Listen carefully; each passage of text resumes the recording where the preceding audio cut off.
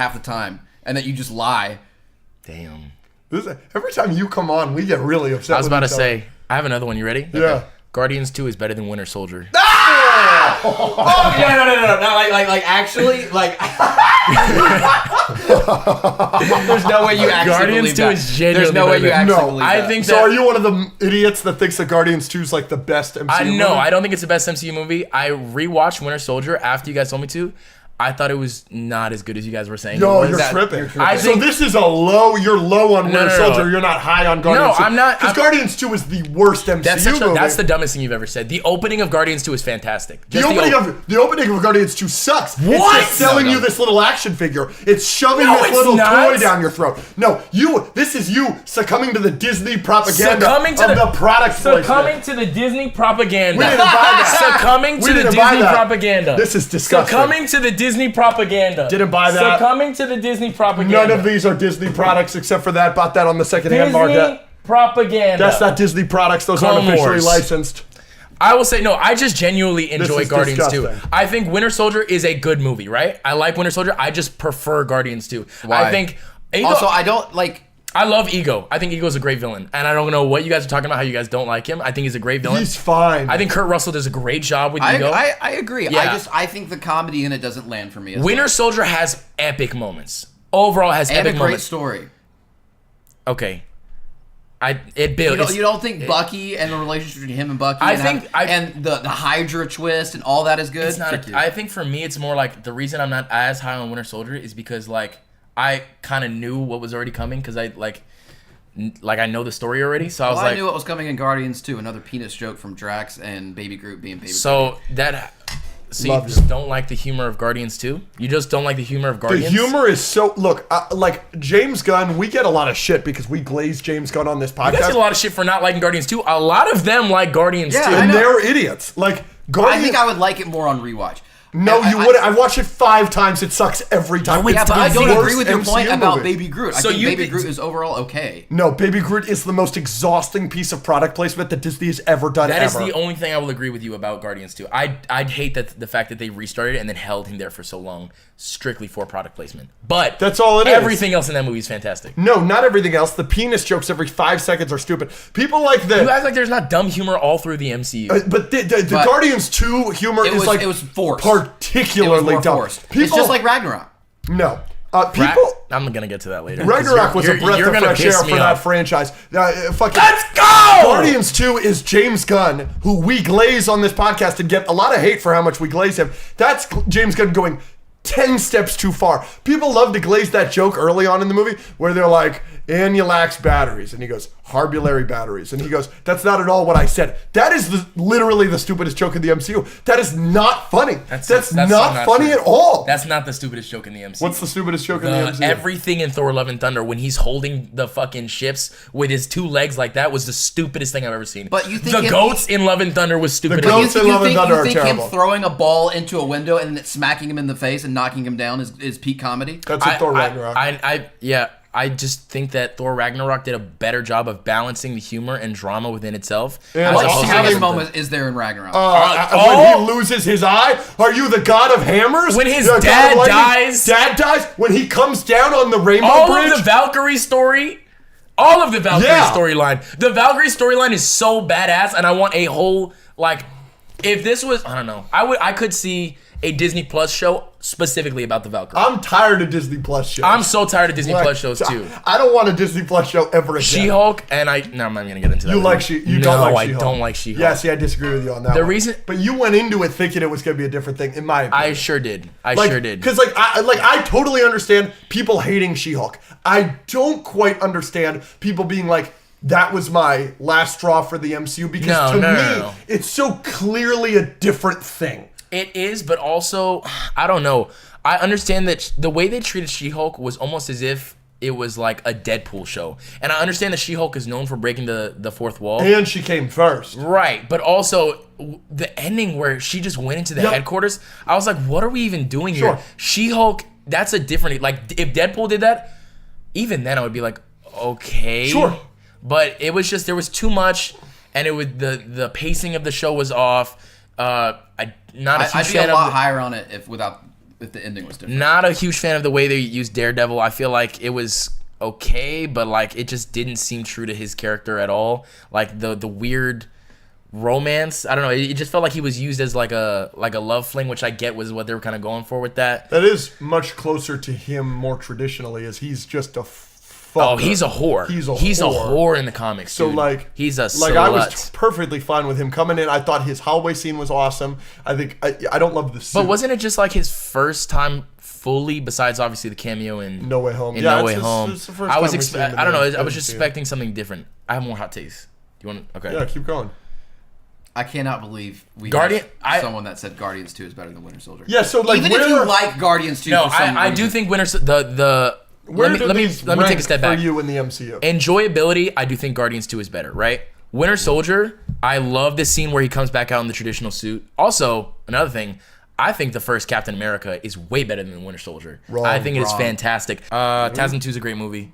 You're gonna get made out with hard. We're gonna do it. All right. We're gonna do it. No, I mean it's not a great movie. It's a good movie, but I understand there are bad moments. I think there's bad moments. Sure. I think there's just so much good stuff in it. Yeah. That I rewatched it. Totally outweighs. I rewatched it specifically because you felt so good about it. I rewatched Man of Steel because you felt so strong about it. Why do you like Last Jedi? I like it for many reasons.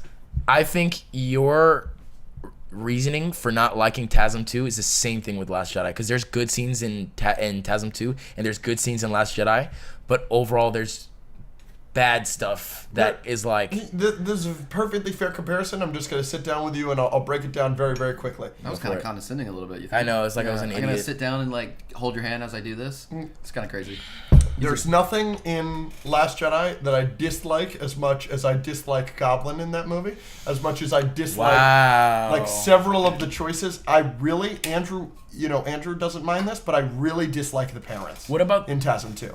Okay. Right? The opening scene on the plane is stupid, has nothing to do with the movie. The Roosevelt stuff with the train. There were deleted scenes though, right? Yes, they had many deleted scenes. He conveniently throws the calculator at the wall. It breaks the calculator. We have magical coins in the calculator. What happens when he runs out of coins, by the way? He can't access the train anymore? Now he has the magical coins that get him to the magical secret subway, and then he goes to the magical secret subway where his father tells him that he's the only person in the world that could have possibly been Spider-Man. Which makes the last movie even worse because the odds of Andrew. So it's a probability issue for you. That's a part of it. Yes. None of that bothers me as much as Leia using the Force to get back in the ship. See, that's never bothered me. I haven't cared about that at all. But why though? That should bother you so much. Why? Because none of that is feasible at all. Why? First of all, when has that ever happened?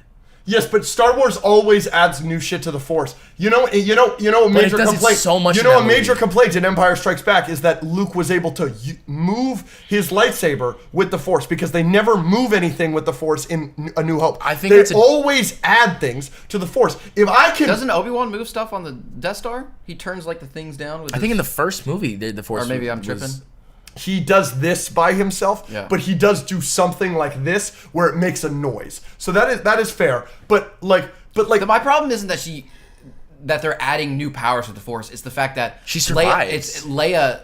Like, she's always been, like, Force sensitive, but they have never shown Leia use the Force. Exactly. And the first time we see her use the Force is to do something that no one's ever done to save her life. No, they explain it in Rise of Skywalker. As bad as a movie that is, she does get a full Jedi training, and they're on the last trial before he's actually going to knight her. So she does have full training. Things off screen. And sure, but we do get a scene of it in the next movie. But then also, okay, it makes perfect sense in my mind that if Wall-E can have a fan, or whatever it is. A fire extinguisher? A fire extinguisher, excuse me. Oh. He has a fire extinguisher in space, and he can fly around like that. Then if I, as a Jedi, can move that lightsaber off of that wall to me, then why can't I, in the vacuum of space, use the Force to move myself? That makes perfect sense. My issue is not with the movement. My issue is the fact that she didn't die. She should have died. Well, how long was she out there in space? She was out there for a while, too. And everybody, mind you, everyone, Akbar died in that scene. Yes, everybody because else none of them are Force sensitive. Right, but also for me, it's just like the whole thing with Leia, like I agree and with she is incapacitated for now 90% of the rest of the movie.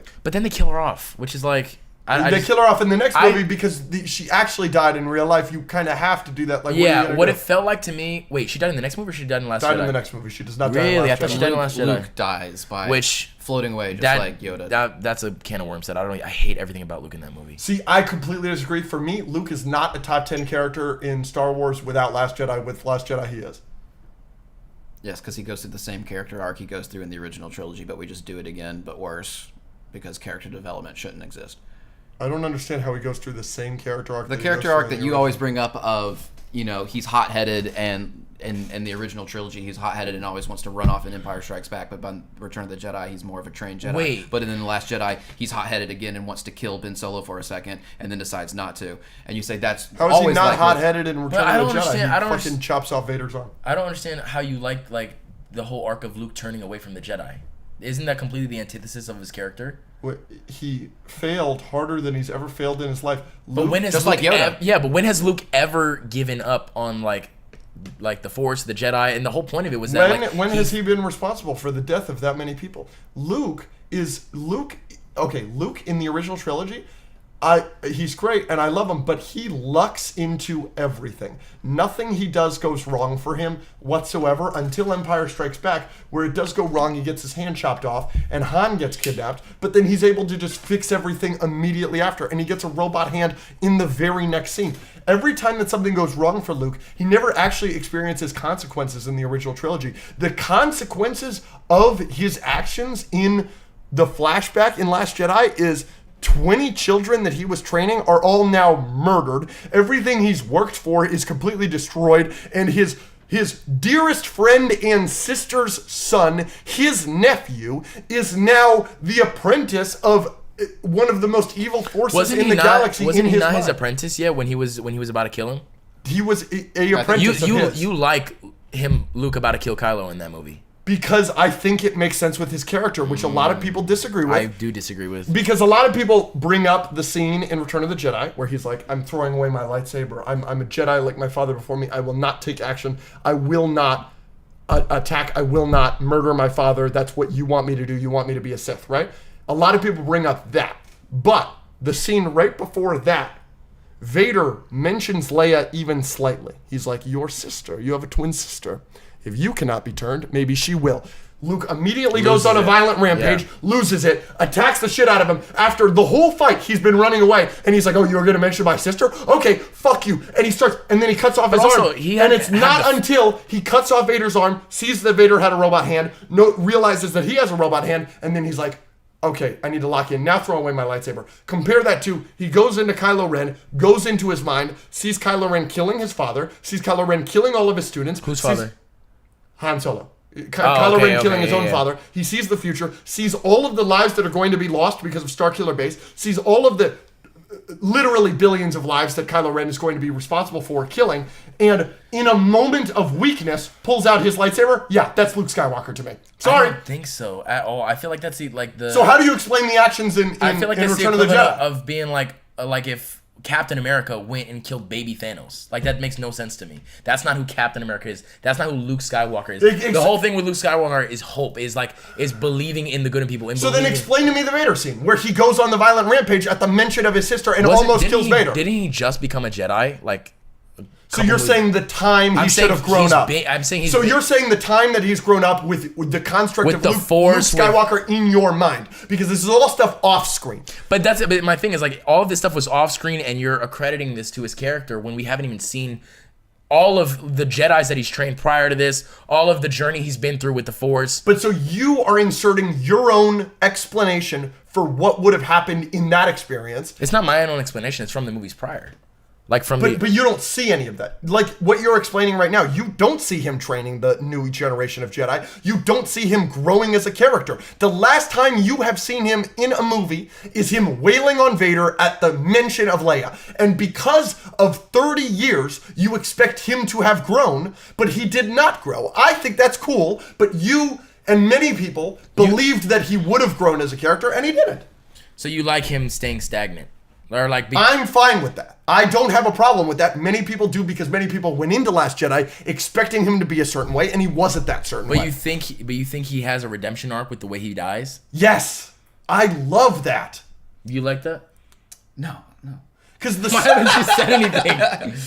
Because we've had this argument to death. I mean, he at the start of the movie, he's totally negative. He's totally pessimistic. He's got no motivation. He's not going to help you whatsoever. And he's like, "What the fuck do you want me to do? You want me to stare down the whole First Order with a laser sword?" And then he fucking does it because that's Luke Skywalker As a hologram. He doesn't even do it. Which again, that's another thing they added to the Force. Yeah, it is because they add things to the Force in every single. But they movie. did it so. My issue is they did it so much in the sequels to the point where it was exhausting. I think they do so much in every trilogy of Star Wars where they add so much. You know, they have super speed in the prequels. Yeah, they but have super jumping in the prequels. That was stupid. I'm not agreeing with that either. So I could explain to you like a billion things that Jedis do. But I'm saying that both of those things are stupid, though. I don't think either of them should exist. Okay, so that's.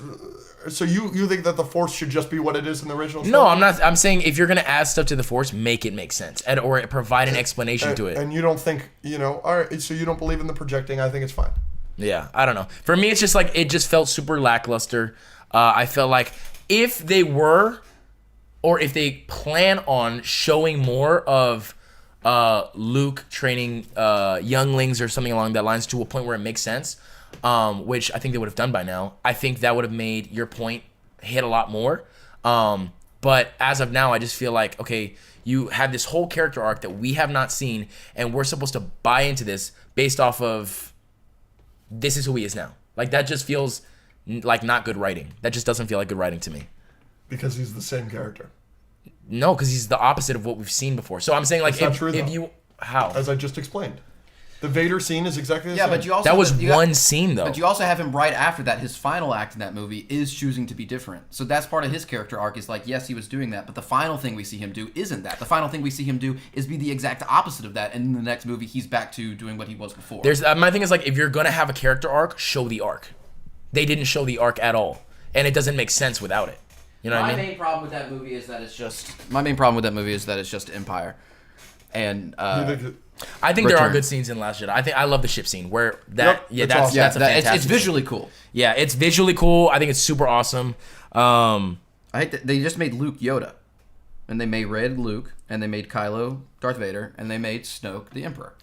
The Yoda scene in that movie is my favorite thing. Which one? Where he burns the books. The Yoda by calling in the Yoda lightning in Last Jedi. But that's a Force thing you don't like. I don't. You're right. They let a Force ghost do something in the real world by calling lightning. But in that movie, I don't hate that though. I don't hate that scene.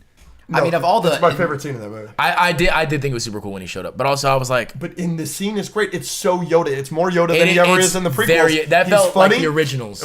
He's funny when he's like, read them, have you? He's like, the sacred Jedi text. And he's like, read them, have you? And he was like, page turners. They were not. That's hilarious. That's funny. So that's funny. And then on top of that, he's like, Skywalker always looking at the future, never where you are. That was such a good Which Yoda is moment. so, and then him being like failure is the greatest teacher. Oh, it's so good. It's so perfect. I think if the sequels started or ended where they started with Force Awakens, I genuinely enjoyed the Force Awakens. I thought it was a good movie. I think if they kept that going, I think they got they were listening to too many people, and they screwed up the last movie. I do like Homecoming. Yeah. What do you like about Homecoming? I think everything. No, it's awesome. I understand.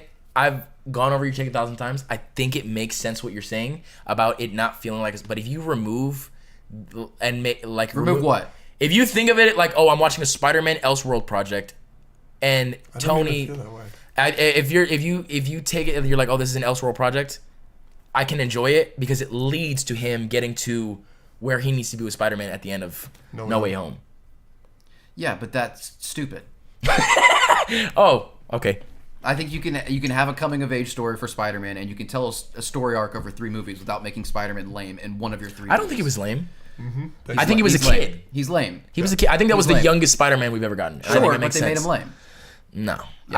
I think there's cool ass. Watch the movie again. I did. I watched it like a week ago. Oh, I love it. Last time I watched it, I literally counted how many times he does something that's stupid or awful, and it was almost every single time. Yeah, but also he's screwing up because he's learning how to become that's what Spider-Man. I just said. You can have a coming of age young Spider-Man story without making Spider-Man lame. Didn't he literally Gwen died because of Spider-Man and TASM? Yeah, but they don't. Yeah, but that's a big old screw up right there. Sure, yeah, you can. I'm not saying you can't ever have a Spider-Man screw up. I'm saying you shouldn't have him actively lame throughout the entirety of a movie.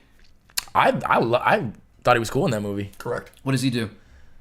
Saves them at the Washington Monument. After he causes the explosion in the Washington Monument. And it also takes him 10 minutes to just He does get up cause a lot of the screw-ups in that movie. Correct. The boat, The boat is his problem. He also doesn't save the boat. Iron Man has to help him. What else? Yeah, I see what you're saying.